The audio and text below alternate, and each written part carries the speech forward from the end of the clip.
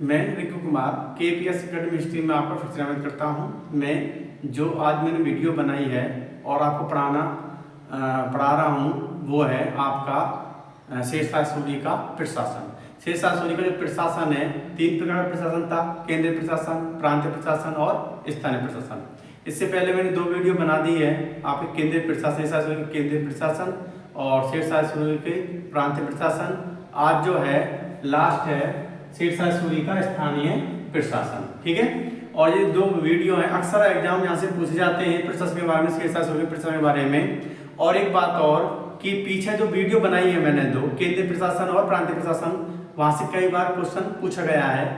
UPSC या PCS या TGT PGT या SSC GD या कोई जिसमें भी इतिहास आता है, कोई भी एग्जाम में XYZ में जिसमें इतिहास का क्वेश्चन होता है, पार्ट्स होता है, तो उसमें ये ज्यादातर आजकल जो सवाल पूछे जा रहे हैं प्रशासन के बारे में पूछे जा रहे हैं। तो आप पूरी उस पीछे वाली जो वीडियो जो बनाई है 2 शेरशाह सूरी के प्रशासन के बारे में, केंद्रीय प्रशासन और प्रांतीय प्रशासन के बारे में, तो उसमें आप वीडियो को पूरा देखें और उस वीडियो के पूरा देखने के बाद में शेयर भी करें, ठीक है। तो आज मैं पढ़ा रहा हूँ आपको शेरशाह सूरी का स्थानीय प्रशासन।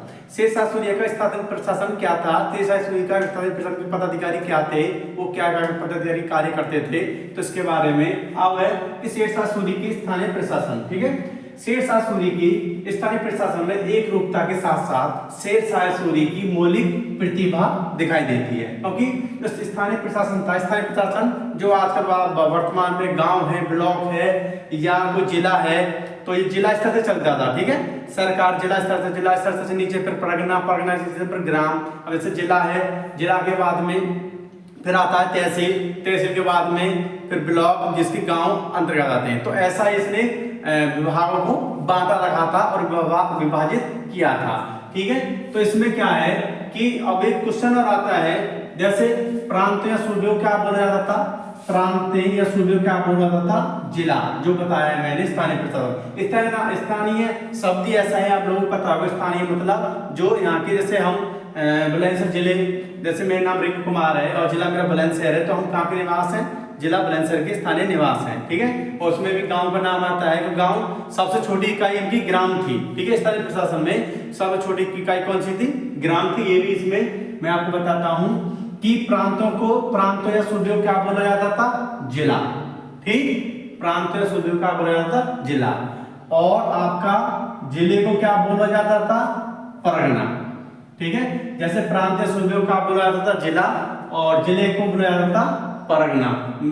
परगना में बांटा गया था। यह बात ध्यान रखना कि जो प्रांतीय सूबे को किस में बांटा गया था, जिलों में बांटा गया था, और परगना को किस में बांटा गया था, परगना को किसमें, जिले को किसमें बांटा गया था। जैसे प्रांतीय सूबे को किसमें, जिला में, और जिले को परगना में। तो किसमें आगे, सूबे, जिला और परगना में बांटा गया था। अब एक बात और आती है कि शासन की सबसे छोटी इकाई कौन सी थी, ग्राम, ठीक है। काफी मोस्ट क्वेश्चन है ये, यहाँ से बहुत एग्जाम पूछता है, काफी स्टार से लगा दिया है कि शासन की सबसे छोटी इकाई कौन सी थी, ग्राम। उसके बाद में जिले को और किस नाम से बोला जाता था, सरकार, और परगना को किसके नाम से जाता था, सिर्फ, ठीक है, बोला जाता था। तो ये पूछ लेता है कि प्रांतीय सूबे को किस, प्रांतों या सूबे को किस में रखा जाता था, किस में आता, प्रांतीय सूबे को बोला जाता था जिला, जिला को परगना। जैसे जिले को सरकार, ठीक है, या सरकार को जिले, जो आपका जिले, और परगने को सिर्फ बोला जाता था, ठीक है। अब आता है कि ये क्या प्रकार के थे, 3 प्रकार में, मतलब 3 भागों में विभाजित किए थे। एक तो कराया जाता है इन्होंने सरकार, जिले में पदाधिकारी, दूसरा भाग था आपका परगने या सिर्फ का पदाधिकारी, और तीसरा भाग था ग्राम के पदाधिकारी, ठीक है। तो उसमें भी सरकार, जिले में अधिकारी होते थे। ये भी 2 प्रकार के होते थे, सिकदार, सिकदरान। सिकदरान क्या था और किसके कैसा पद था, ठीक है। ये किसमें आता था, सरकार या जिला के अधिकारी के अंतर्गत आता था, सिकदरान। इसमें क्या था, इसका जो महत्वपूर्ण कार्य था, कानून व्यवस्था, ठीक है, कानून व्यवस्था बनाए रखना, किस कार्य था, सिकदरान का। और इसके अंतर्गत 2 से 5 हजार सैनिक रहते थे, और उनके साथ साथ जो कानून की व्यवस्था को नियंत्रण करता था। कौन? सिकदार में सिकदारान, और साथ साथ ही ये 2 से 5,000 सैनिक रखने का इसके साथ में रखने का प्रावधान भी था। और उसमें एक बात और थी कि परगना अधिकांश सिकदारों को नियंत्रण रखने का भी इसके अंतर्गत था। किसके? सिकदारान में। एक बात मोटे से ध्यान रखना कि सिकदारान का महत्व क्या था? कानून व्यवस्था बनाए रखना। ठीक है, सिंपल सी बात है। अब आता दूसरा पॉइंट इसी में ही, मुंसिफान। ठीक है, मुंसिफान इसका कार्य क्या था? दीवान व राजस्व मामले। ठीक है, जिस प्रकार सिकदाराना कानून व्यवस्था बनाए रखना, उसी प्रकार था मुंसिफान। इसका कार्य था दीवानी या राजस्व मामलों को नियंत्रण करना, कंट्रोल करना। और ये जैसे सिकदार कानून व्यवस्था का सर्वाधिकारी होता था, उसी प्रकार मुंसिफान दीवानी या राजस्व मामलों का सर्वाधिकारी होता था। इसका कार्य था दीवानी या राजस्व मामलों को नियंत्रण कंट्रोल करना। उसके बाद में दूसरा पॉइंट आता है परगने, सिकदार का अधिकारी। इसमें क्या था? नंबर 1 सिकदार क्या था? सिकदार का जो कार्य था कानून व्यवस्था बनाए रखना। ठीक है, सिकदार का क्या था? कानून व्यवस्था बनाए रखने वाला सर्वोच्च अधिकारी होता था। अब आता है मुंसिफी, अमीन या अमीन भी इसको बोला जाता है। इसका क्या था कि दीवानी मामले, ठीक है, दीवानी मामले का अधिकारी होता था मुंसिफ, जैसे भूमि माप व राजस्व वसूली। उसी प्रकार तीसरा फौजदार क्या होता? कोषाधिकारी होता था। इसे कोषाधिकारी के अंतर्गत फौजदार के अंतर्गत आ रहा था। और तीसरा है कारकुन क्या था? कारकुन एक लिपिक व क्लर्क होता था, जो राजस्व तथा भूमि संबंधी दस्तावेज को लिपिबद्ध करना, उनको उतारना और एक किताब तैयार करना, इसका ये कार्य था। ये 2 भाषा में होता था। एक होता था फारसी भाषा में और दूसरा होता था देवनागरी लिपि, हिंदी। ठीक है, फारसी भाषा में भी इसके 2 कारकुन होते थे, एक फारसी भाषा का, एक देवनागरी लिपि का। उसके बाद में आता है तीसरा ग्राम का पदाधिकारी। ठीक है, ग्राम के पदाधिकारी में होता था मुकद्दम होते थे, और पटवारी होता था, और चौकीदार होता। मुकद्दम में क्या कार्य था? मुकद्दम जो वर्तमान में मुखिया होता था गांव का, जिसको प्रधान बोला जाता है, जो वसूली करी जाती थी गांव से, उसमें सबसे ज्यादा सहयोग इसका मुकद्दम का होता था। राजस्व वसूली करी जाती थी, उसमें भी सबसे ज्यादा सहयोग मुकद्दम होता था। ये सब कार्य ये था कि राजस्व वसूली, ठीक है, जो राजस्व वसूली या गांव में जो भी कार्य या कानून व्यवस्था बनाए रखने का कार्य था किसका? मुकद्दम का। दूसरे नंबर आता पटवारी का काम था कि पटवारी, वर्तमान आप जानते हैं पटवारी क्या करता था? पटवारी था राजस्व मामलों का निम्न स्तर का कर्मचारी होता था, और ये भूमि तथा उपज का विवरण रखता था, जो पटवारी रखता था। तीसरा आता है चौकीदार गांव की जो गतिविधियां थी उस पर नजर रखता था, इसलिए चौकीदार गांव में चौकीदार होते हैं। तो ये आपको जानते हैं चौकीदार का क्या मतलब है।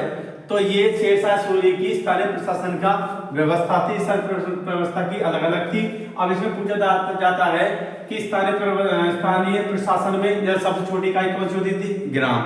ध्यान से क्वेश्चन में जाता है। ठीक, और जिले को और किस नाम से जाना जाता है? सरकार। या सरकार किस नाम से जाता है? जिले को। ठीक है, परगने को किसके नाम से जाना जाता है? सिख। ठीक है, सिख बोला जाता है। या प्रांत या सूबे को किस में रखा था? जिलों में। और जिले को किस में रखा था? किसी इनको बांटना, प्रांत या सूबे को किस में बांटा था? जिलों में। और जिलों को किस में बांटा था? परगना में बांटा गया था स्थानीय प्रशासन में शेरशाह सूरी ने। ठीक है, सरकारी जिला के अधिकारी क्या नाम थे? सिकदार। ठीक है, सिकदारान। इसका कार्य क्या था? कानून व्यवस्था बनाए रखना, जिससे कि 2 से 5,000 सैनिक इसके पास रहते थे। ठीक है, फिर इसी में दूसरा नंबर मुंसिफान क्या था? दीवानी राजस्व मामलों का व्यवस्था करता था।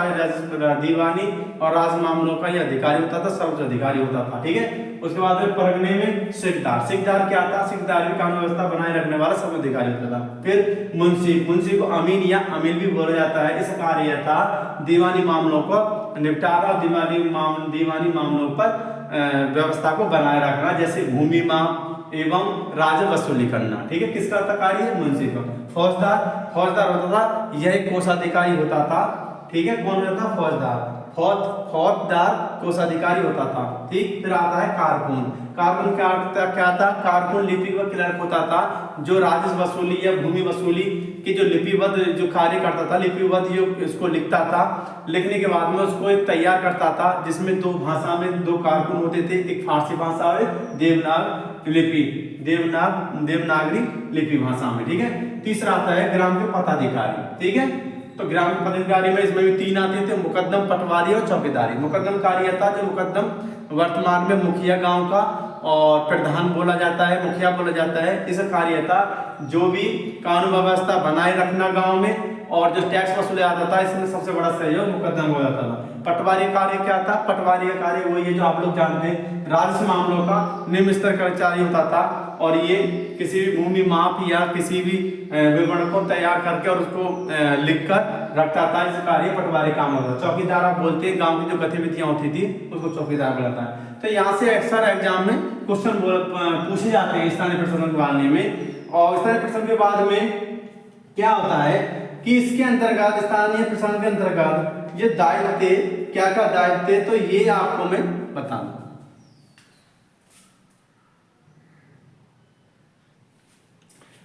अब स्थानीय प्रशासन के अंतर्गत, ठीक है, स्थानीय प्रशासन के अंदर उससे आगे कि स्थानीय प्रशासन का के अंतर्गत इसमें जो मेन पॉइंट है, जो मतलब क्वेश्चन भी पूछ जाता है कभी कभार, तो इसमें क्या था, गांव को, जो गांव में जो ग्राम होता था उसको मुखिया, देखिए मतलब मुखिया प्रधान, तो उसका क्या महत्व था, उसको अलग का महत्व दिया था शेरशाह सूरी ने।